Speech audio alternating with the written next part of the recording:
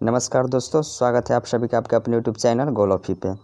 Bihar police के exam March के 2 तिथि को लिया जाएगा। उसके अनुसार वॉल्यूम 2 में जो दिया गया है प्रीवियस ईयर्स क्वेश्चन, उसको लेकर हम लोग आए हैं। प्रीवियस ईयर्स क्वेश्चन है वॉल्यूम 2 का वीडियो ही जल्दी आप लोगों को इसी चैनल पर उपलब्ध हो जाएगा।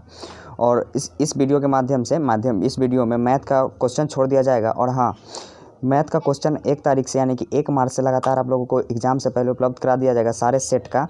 और आप लोग अगर चाहते हैं कि व्याकरण से संबंधित सारे जो क्वेश्चन आते हैं हमारे एग्ज़ाम में, उस सब का सॉल्यूशन भी 1 तारीख से ही है, 1 मार्च से ही यानी कि कल से इसी चैनल पर सारा संधि विच्छेद समास ये सब उपलब्ध हो जाएगा। तो आप लोग निश्चिंत रहिए, हम लोग पूरा कोशिश कर रहे हैं बनाने के लिए। तो चलिए वीडियो को शुरू करते हैं बिना समय गवाए हुए। क्वेश्चन नंबर देख लेते हैं। ये 2014 में पूछा गया है, बिहार पुलिस के 2014 में पूछा गया है, जो 19/10 को हुआ था एग्ज़ाम। तो चलिए देखते हैं, निम्नलिखित में से कौन सा शब्द प्रश्नवाचक सर्वनाम है, यानी कि कौन सा शब्द प्रश्नवाचक के लिए उपयुक्त होगा। तो यहाँ पे देख सकते हैं कि कोई, तो कोई से कैसा शब्द बनेगा, तो वहाँ कोई है, तो ये तो सब प्रश्न का शब्द नहीं बना। दूसरा नंबर ऑप्शन दे दिया गया है आप कहाँ है, ये भी प्रश्न तो आप राम है, तो ये भी प्रश्न नहीं बना। तीसरा ऑप्शन दे दिया गया है यह राम है, तो ये भी प्रश्न नहीं बना। और चौथा ऑप्शन दे दिया गया है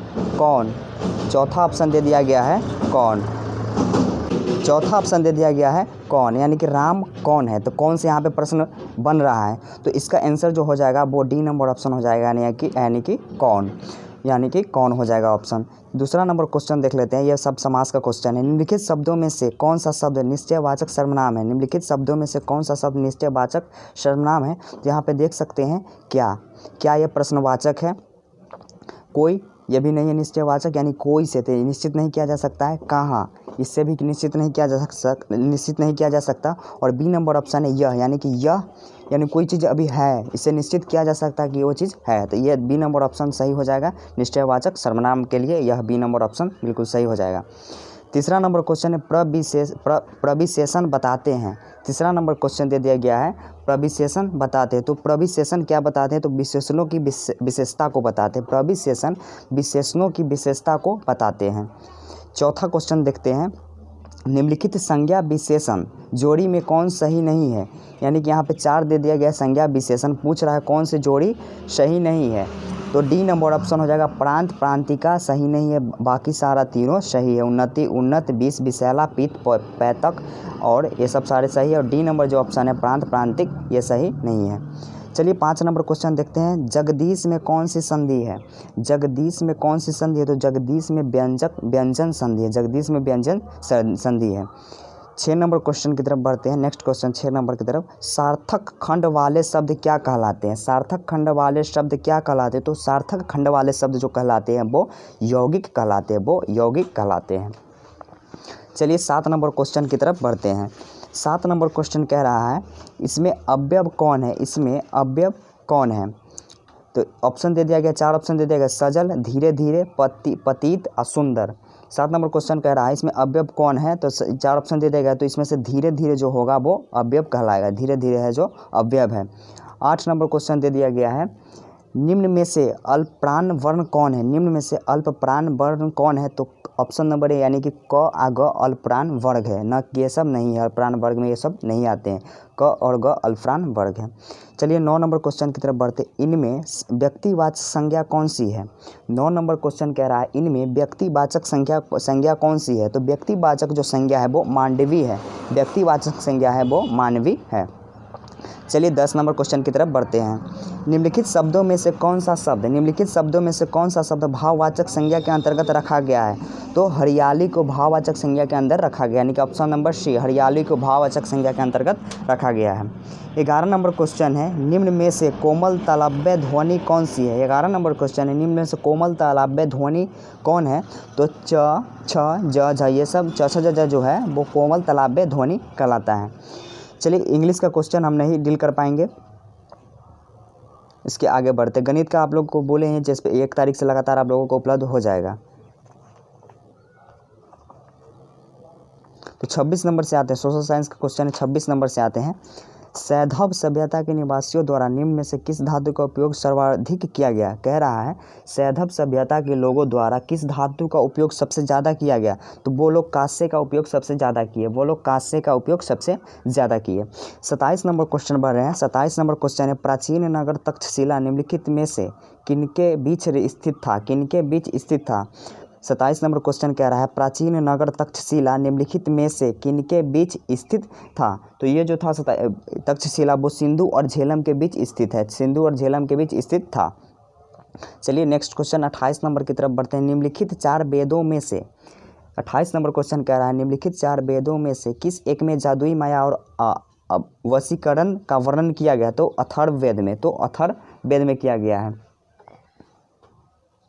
चलिए 29 नंबर क्वेश्चन की तरफ बढ़ते हैं। 29 नंबर क्वेश्चन में देखते हैं, यूनानी स्रोतों में अग्रमीज एवं जैंद्रमीज मगध के किस शासक को कहा जाता था? 29 नंबर क्वेश्चन कह रहा है, यूनानी स्रोतों में अग्रमीज एवं जैंद्रमीज मगध के किस शासन को कहा जाता है? तो धनानन को। चलिए 30 नंबर क्वेश्चन देखते हैं। 30 नंबर क्वेश्चन है, रुहेलखंड किस मुगल शासक की मृत्यु के पश्चात स्वतंत्र स्वराज्य बना था? फिर से क्वेश्चन को पढ़ देते हैं। रुहेलखंड किस मुगल शासक की मृत्यु के पश्चात स्वतंत्र राज्य बना था? तो वो जो था वो औरंगजेब के शासन के समय। चलिए 31 नंबर क्वेश्चन की तरफ बढ़ते हैं। पानीपत के तृतीय युद्ध में कौन सा मुगल बादशाह मराठों के संरक्षण में आ गया था? फिर से क्वेश्चन को रिपीट करते हैं। पानीपत के तृतीय युद्ध में कौन सा मुगल बादशाह मराठों के संरक्षण में आ गया था? तो वो शाह आलम। यहाँ पे शाह आलम लिखा गया है, फ्रेश नहीं है, शाह आलम।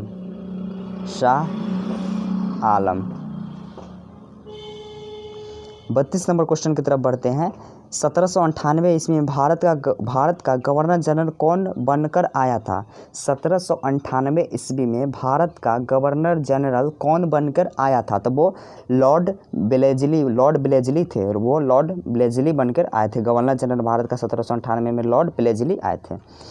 33 नंबर क्वेश्चन की तरफ बढ़ते हैं। अजंता एलोरा की गुफाएं कहाँ स्थित है? कहाँ पर स्थित है? अजंता एलोरा की गुफाएं कहाँ पर स्थित है?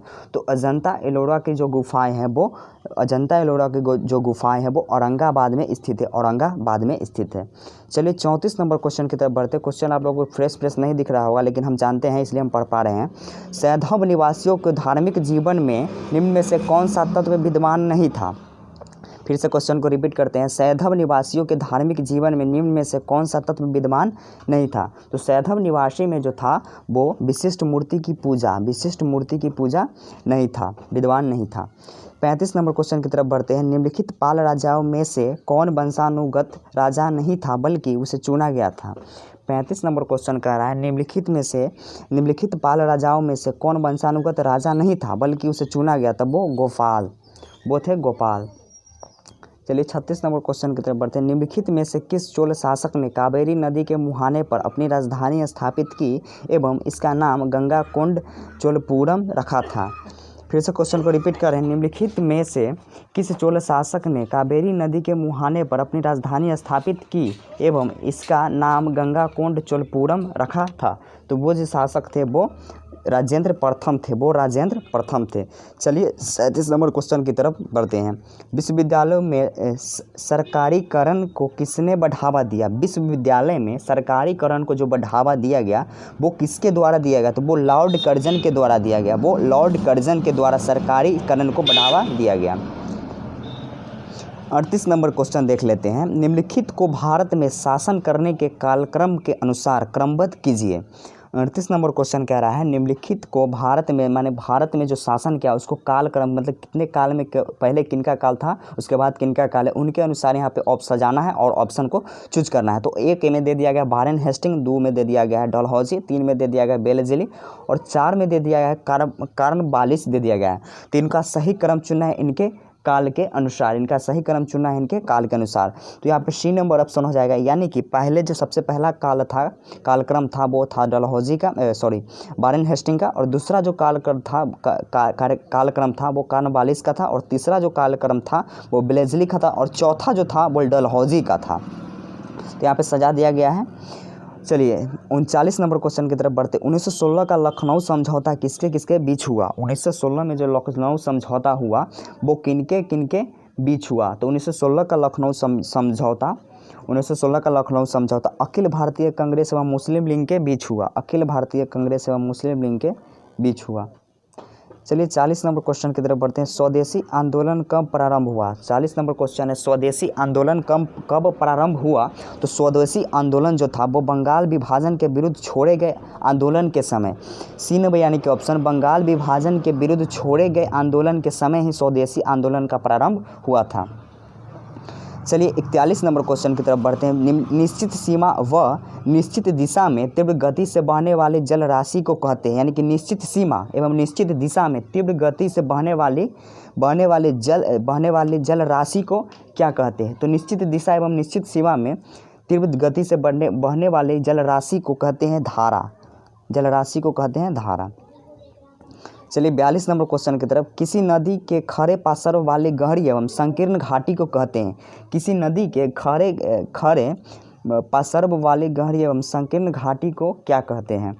तो किसी नदी, इसको कहते हैं महाखंडन कहा जाता है, यानी कि ऑप्शन नंबर डी।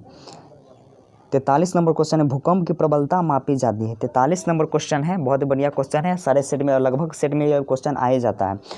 तो 43 नंबर क्वेश्चन कहता है भूकंप की प्रबलता किस में मापी जाती है? तो भूकंप की प्रबलता रिक्टर में मापा जाता है, रिक्टर में मापा जाता है, यानी कि रिक्टर के द्वारा मापा जाता है। चलिए 44 नंबर क्वेश्चन की तरफ बढ़ते हैं। सहारा में प्रवाहित होने वाली गर्म शुष्क पवन कहलाती है। सहारा में प्रवाहित होने वाली गर्म शुष्क पवन क्या कहलाती है? तो वो जो कहलाती है उनका नाम, बहुत ही बढ़िया क्वेश्चन है, सिरोको कहलाता है, वो सिरोको कहलाता है। सहारा में जो गर्म शुष्क हवा प्रवाहित होता है उसको सिरोको कहते हैं। चलिए 45 नंबर क्वेश्चन देखते हैं। सूची 1 एवं सूची 2, यानी कि 2 यहाँ पे सूची दे दिया गया है, सुमेलित कीजिए तथा नीचे दिए गए कूट को सही उत्तर का चयन कीजिए। एक पहला सूची में दे दिया गया झील और दूसरा सूची में दे दिया गया है राज। तो पहला यहाँ पे दे दिया गया है सांभर झील ए में, और इधर राज्य में दे दिया गया तमिलनाडु। दूसरा दे दिया गया है लोनार झील, दूसरा लोनार झील उत्तराखंड, इसको सही सुमेलित करना है।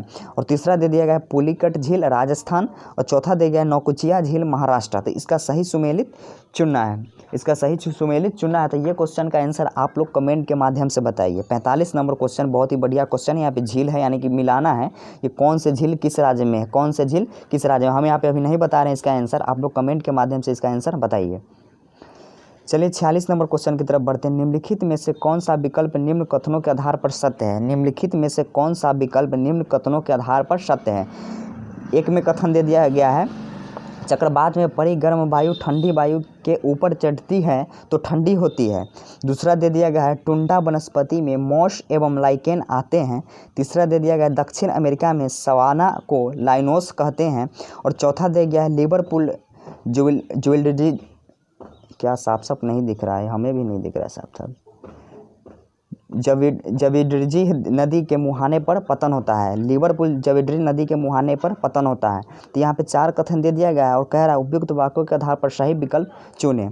4 यहाँ पे कथन दे दिया गया है और कह रहा है उपयुक्त वाक्य के आधार पर कथन चुनें। तो 1 नंबर ऑप्शन बिल्कुल सही है, यानी कि अब कथन 1 2 3 सही है, कथन 1 2 3 सही है, यानी कि ऊपर का तीनों कथन सही है, तीसरा कथन गलत है, चौथा कथन गलत है। चलिए 47 नंबर क्वेश्चन की तरफ बढ़ते हैं। भारत में सबसे अधिक क्षमता का परमाणु ऊर्जा संयंत्र है। भारत में सबसे अधिक क्षमता का परमाणु ऊर्जा संयंत्र कौन है? तो 47 नंबर क्वेश्चन कह रहा है भारत में अधिक क्षमता का परमाणु ऊर्जा संयंत्र कौन है? तो ऑप्शन नंबर रावत भाटा। चलिए 48 नंबर क्वेश्चन की तरफ बढ़ते हैं। सूची 1 तथा सूची 2 को मिलाइए। यहाँ पे 2 सूची दे दिया गया है, इसमें चिनूक तो इटली दे दिया गया है, हरमंटन फ्रांस, मिस्टल सहारा मरुस्थल, तीसरा दिया गया मिस्टल तो सहारा मरुस्थल, और बोरा तो हिम भछिन्नी। यहाँ पे सही इसका मिलान चुनना है। 48 नंबर क्वेश्चन का है सही मिलान चुनना है। तो इसका जो आंसर हो जाएगा वो 1 हो जाएगा, ऑप्शन नंबर 1 हो जाएगा, यानी कि 1 जो हो जाएगा वो हिम भछिन्नी हो जाएगा, और जो बी हो जाएगा वो सहारा मरुस्थल यानी कि हरमंटन सहारा मरुस्थल, और सी जो हो जाएगा वो फ्रांस यानी कि मिस्टल फ्रांस, अब बोर हो जाएगा इटली। यहाँ पे इसका सही मिलान ऑप्शन नंबर ए है, ऑप्शन नंबर ए। 49 नंबर क्वेश्चन में भी सही सुमेलित करना है, 49 नंबर क्वेश्चन में भी सही सुमेलित करना है, यानी कि दे दिया गया है हैम्बर्ग तो इसके आगे दे दिया गया है न्यूमार्श, ग्लासगो तो प्लाप्टा, ब्यूनस आयर्स तो क्लाइड, रटारडम तो एलब।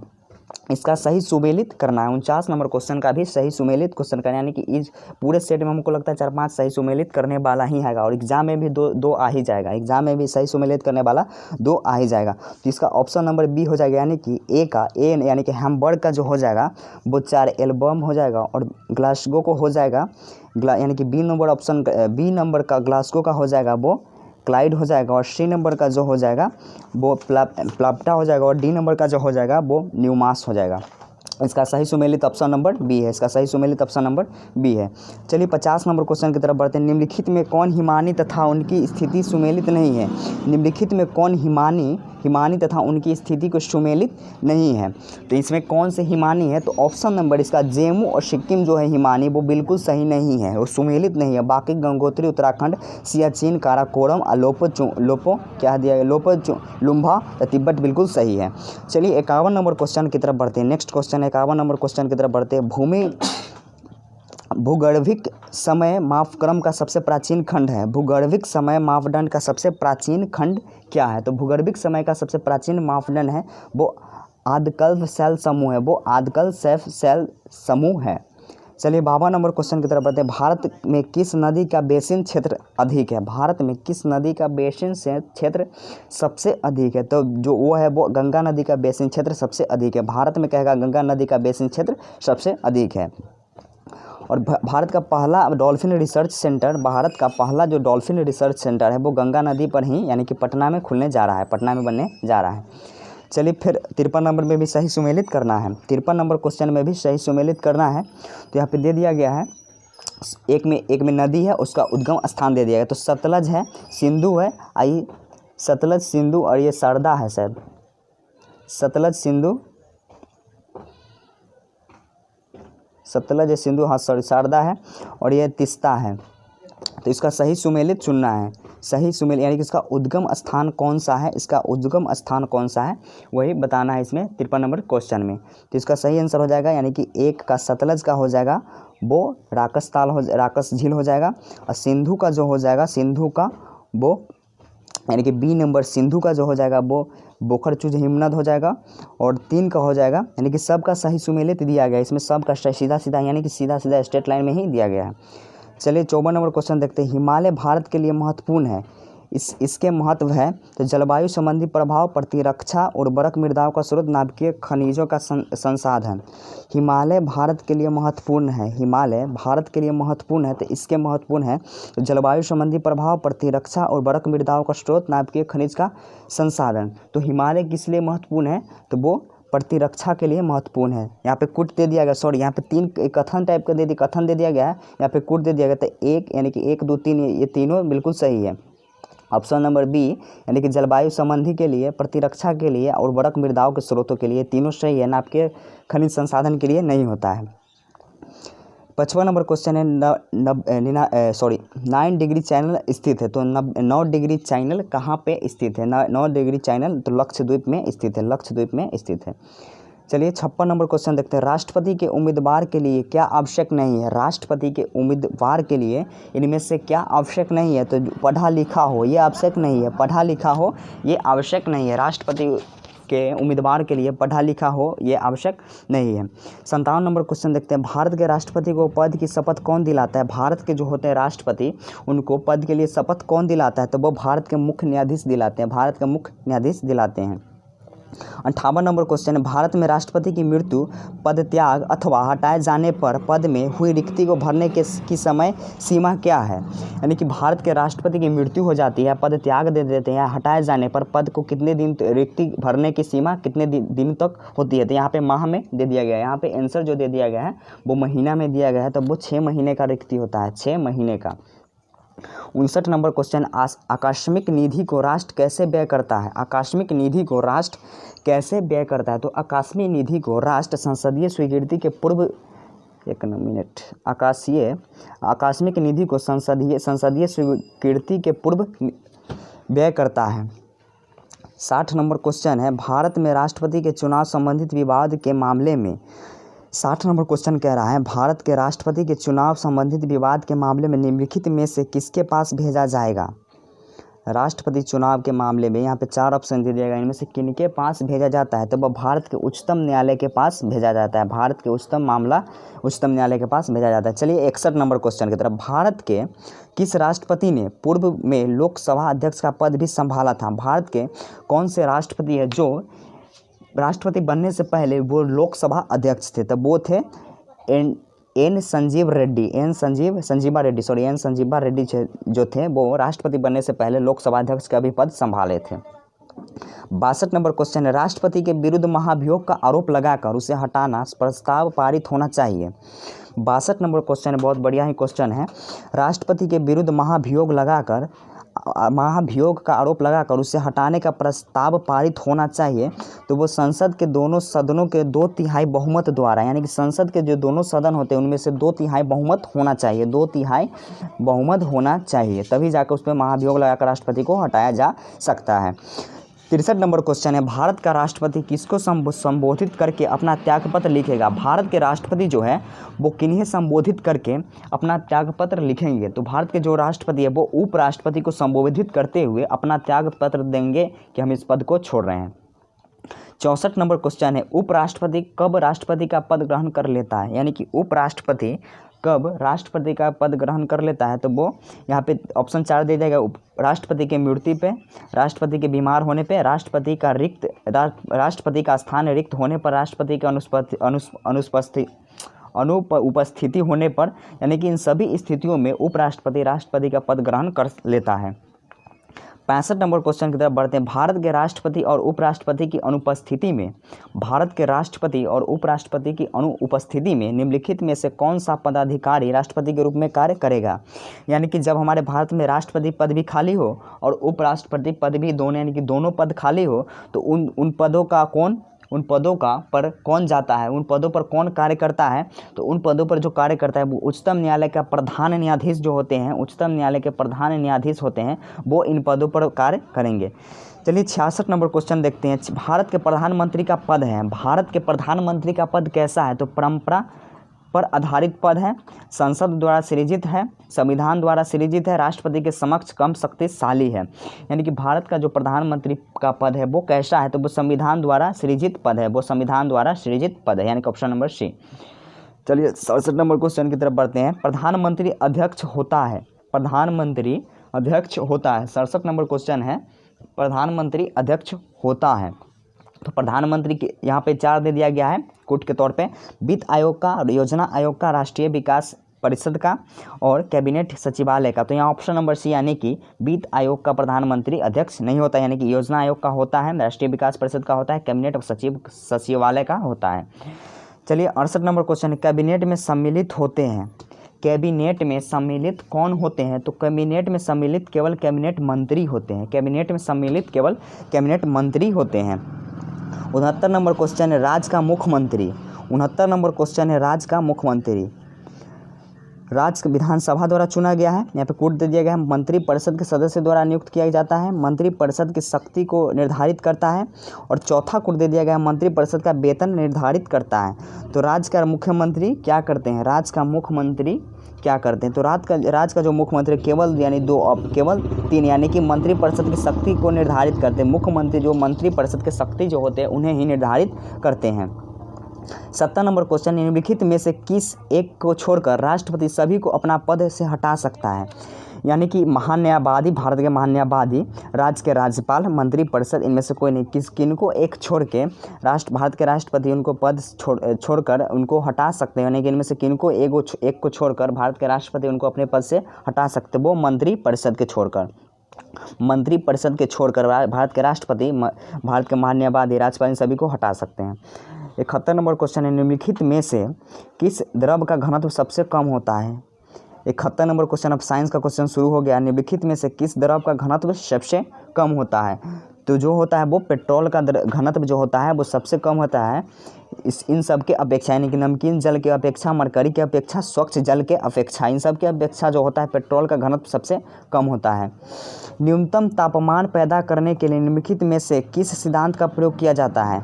न्यूनतम तापमान पैदा करने के लिए निम्नलिखित में से किस सिद्धांत का प्रयोग किया जाता है? तो अति चालकता सिद्धांत यानी सुपर कंडक्टिविटी का प्रयोग किया जाता है। न्यूनतम तापमान पैदा करने के लिए सुपर कंडक्टिविटी का उपयोग किया जाता है, यानी कि अति चालकता का उपयोग किया जाता है।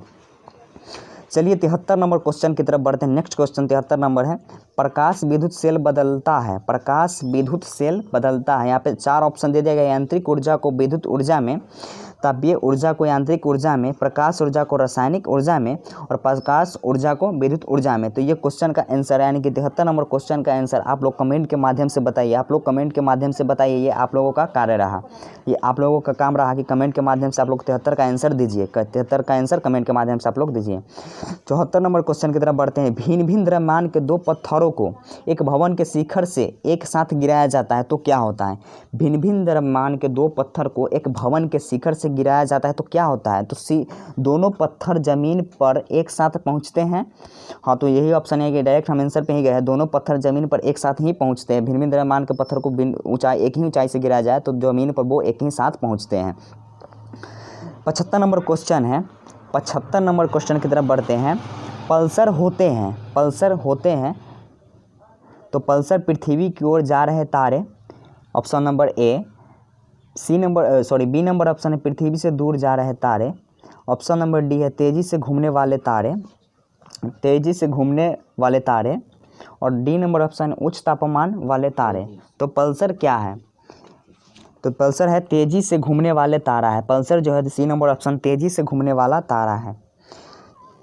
चलिए 76 नंबर क्वेश्चन की तरफ बढ़ते हैं। घरेलू विद्युत उपकरणों में प्रयुक्त सुरक्षा फ्यूज तार उस धातु से बनी होती है जिसका प्रतिरोध कम हो, गलनांक कम हो, विशिष्ट घनत्व कम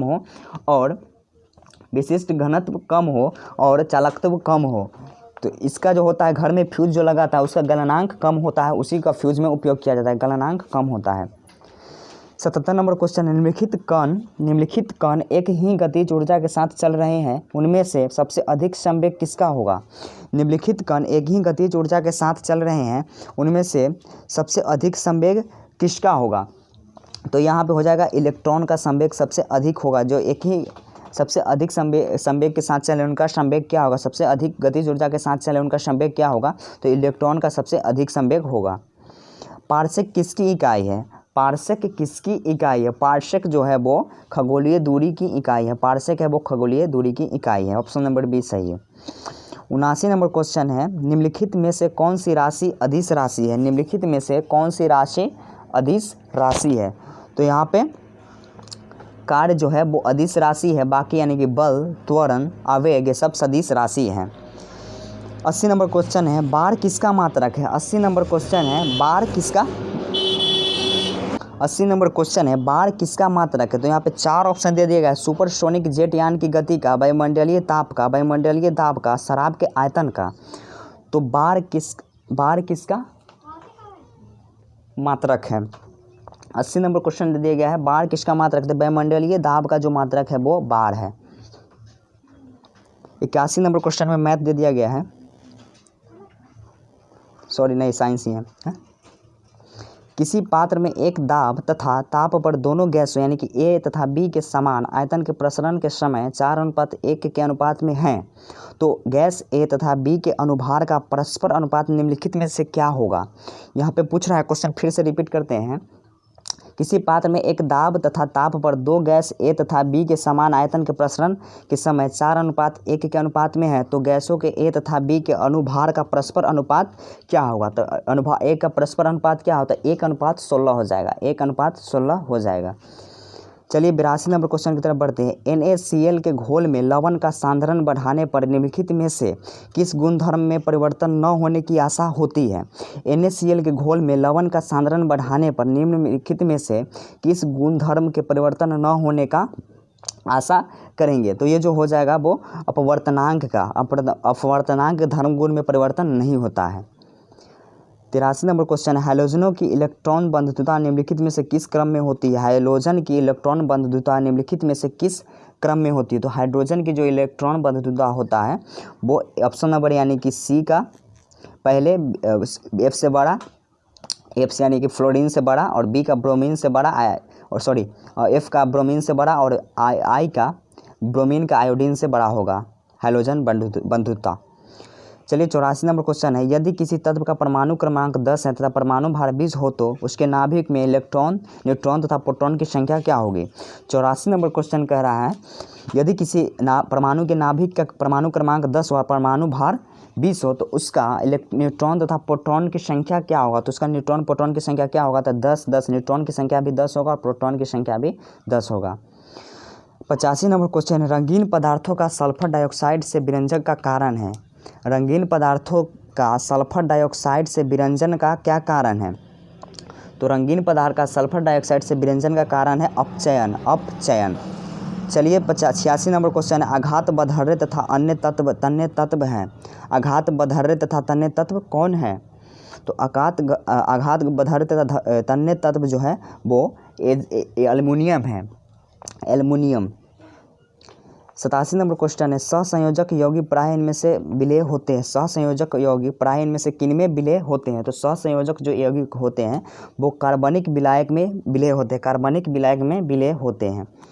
चलिए 88 नंबर क्वेश्चन है, सोडा लाइट की एक बोतल को गर्दन से पकड़ा गया है और ऊर्ध्वाधर वृत्त में तेजी से घुमाया गया है, बोतल के किस भाग के निकट बुलबुले एकत्र होंगे।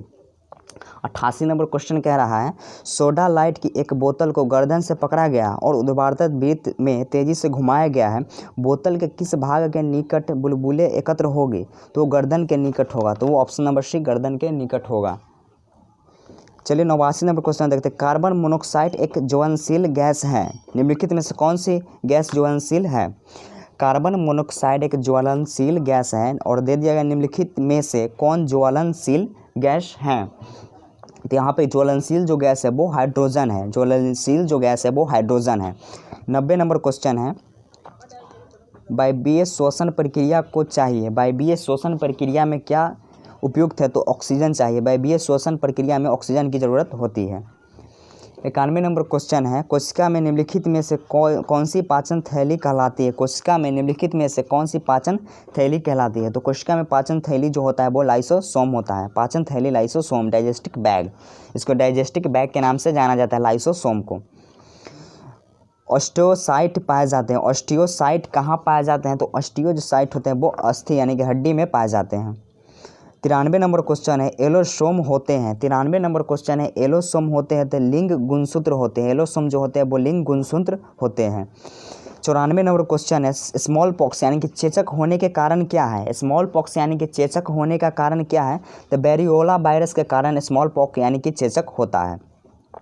95 नंबर क्वेश्चन है, अरक्तता में निम्नलिखित में से किसकी मात्रा कम हो जाती है। अरक्तता में यानी कि एनीमिया में निम्नलिखित में से किसकी मात्रा कम हो जाती है। तो एनीमिया में जो होता है वो हीमोग्लोबिन की मात्रा कम हो जाता है। एनीमिया में हीमोग्लोबिन की मात्रा कम हो जाता है।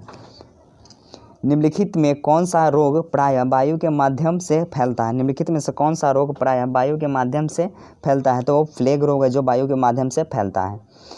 97 नंबर क्वेश्चन है, अन्न एक समृद्ध स्रोत होते हैं। अन्न एक समृद्ध स्रोत होते हैं, तो अन्न जो होते हैं वो स्टार्च का समृद्ध स्रोत है, स्टार्च का समृद्ध स्रोत है। 98 नंबर क्वेश्चन है, पीलिया किसके संक्रमण के कारण होता है। पीलिया किसके संक्रमण के कारण होता है, तो पीलिया जो होता है वो यकृत के संक्रमण के कारण होता है। यकृत के संक्रमण के कारण पीलिया नामक रोग होता है। सामान्य व्यक्ति 99 नंबर क्वेश्चन है, बहुत सारा कॉमन क्वेश्चन है, सामान्य व्यक्ति की दिल की धड़कन की औसत दर क्या होती है। सामान्य व्यक्ति की दिल की धड़कन की औसत दर क्या होती है, तो इसका आंसर आप लोग कमेंट के माध्यम से बताइए। अब अगला क्वेश्चन है 100 नंबर, EEG का प्रयोग किसकी गतिविधि दर्ज करने के लिए किया जाता है। EEG का प्रयोग किसकी गतिविधि दर्ज करने के लिए किया जाता है, तो वो मस्तिष्क का गति दर्ज करने के लिए EEG का प्रयोग किया जाता है। तो ये इस वीडियो का ये लास्ट क्वेश्चन था और नेक्स्ट वीडियो में आप लोगों का नेक्स्ट प्रीवियस सेट उपलब्ध हो जाएगा वॉल्यूम 2 का फिर से सुन लीजिए वॉल्यूम 2 का। और इसके बाद हाँ एक बात और याद रखिए, ये क्वेश्चन बहुत ही इंपॉर्टेंट है। आप लोग एग्जाम में जाने से पहले एक बार वीडियो को ज़रूर देखिए। आप वीडियो का आधा मत देखिए, क्योंकि आप लोग आधा देखेंगे तो आधा ही ज्ञान हो जाएगा। पूरा देखिएगा पूरा ज्ञान हो जाएगा, एग्जाम में क्वेश्चन टकरा जाएगा। तो और हमारा चैनल को लाइक, सब्सक्राइब एंड शेयर ज़रूर करें।